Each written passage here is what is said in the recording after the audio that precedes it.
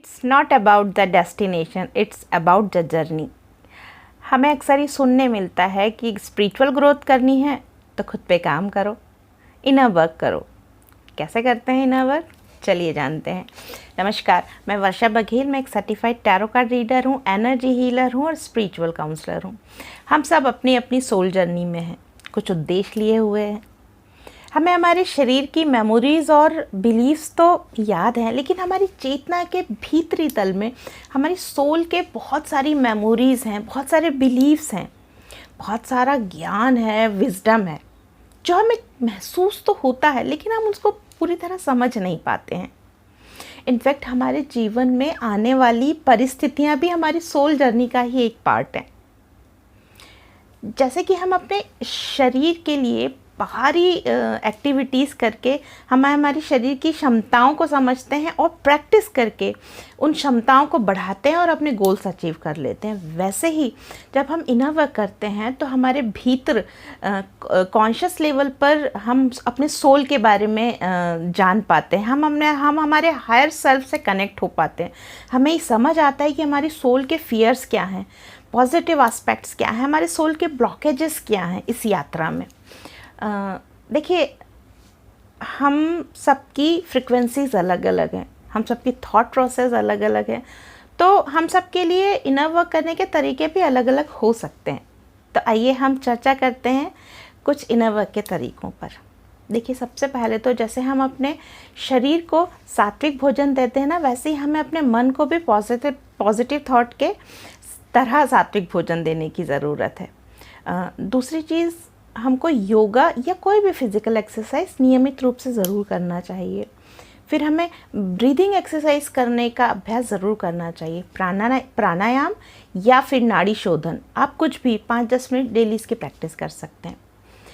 Grounding inner work का एक best option है। ग्राउंडिंग करना यानी कि अपने दोनों पैरों को धरती से कनेक्ट कर देना, धरती पर रख देना। जब हम अर्थ से कनेक्ट होते हैं तो हमारी सारी निगेटिव एनर्जीज़ अर्थ में चली जाती है।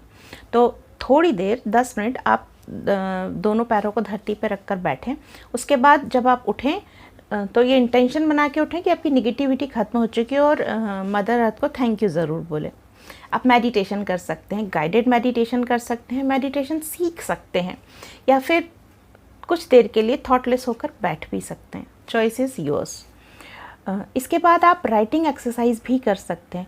एक तो आप अपने नेगेटिव बिलीव्स को लिख के जला सकते हैं, दूसरा आप जो अपने जीवन में चाहते हैं वो लिख सकते हैं और उनको पूरा करने के लिए उस पर काम करिए। उसके बाद आप ना एक ग्रैटिट्यूड डायरी भी बना सकते हैं, यानी कि रोज़मर्रा की ज़िंदगी में आपके साथ जो भी कुछ अच्छी चीज़ें हो रही है, जो आपको ब्लेसिंग्स मिल रही है, आप उनको लिख सकते हैं। जब आप उन्हें लिखना शुरू करेंगे तब आपको समझ में आएगा कि ये सब आपके साथ क्यों हो रहा है और वो चीज़ें बढ़ती जाएंगी।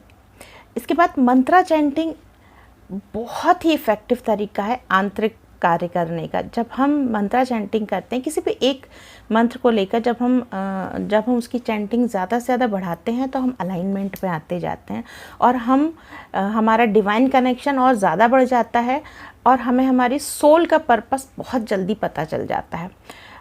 इसके बाद ना हम नेचर से कनेक्ट हो सकते हैं। नेचर से कनेक्ट होने के लिए हम नियमित तौर पे वॉक कर सकते हैं सुबह।